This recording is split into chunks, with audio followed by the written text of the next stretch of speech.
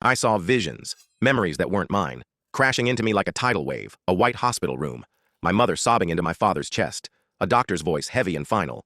"I'm so sorry. There was nothing more we could do. Your daughter is gone." Then their bedroom, the same one I stood in now. My father's face twisted with grief, red chalk in his trembling hand. "We can bring her back," he whispered like a prayer. In the center of a circle, their little girl lay wrapped in a hospital blanket. Candles flickered, then died. The air turned cold. And then, I felt her. A child's spirit, ripped from peace and forced back into her rotting body.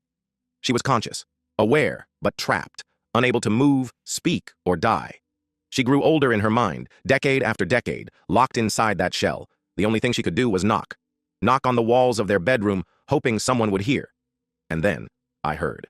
Her voice inside my skull, raw, desperate, pleading, "Please, kill me." I stumbled back, tears blurring my vision. My parents weren't the monsters I thought they were. They were just broken, drowning in grief so deep they had done something unforgivable. They hadn't imprisoned a stranger.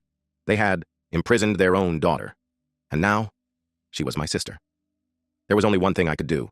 I took an old soft blanket from their bed, returned to that hidden room, and wrapped her tiny, weightless body. She was as light as dry leaves. Laid her gently in my duffel bag on top of my clothes. I didn't close the hidden door. I didn't move the wardrobe back. I wanted them to know. I left the key on the kitchen table and walked out the front door. The drive was a blur, visions still flooding in. Her gratitude, her relief, but also the scars of her long imprisonment. My parents' grief pressed on my chest like a stone. Hours later, I found myself on a lonely road, far from the city. In an abandoned scrapyard, I built a small pyre.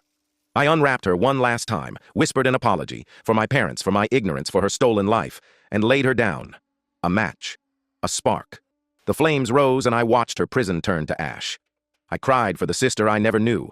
I cried for the parents I could never return to. When they come home, they'll see the open door, the empty room, and they'll know what I've done. They'll hate me for taking away the only piece of her they had left, even if it was a twisted shadow of who she was.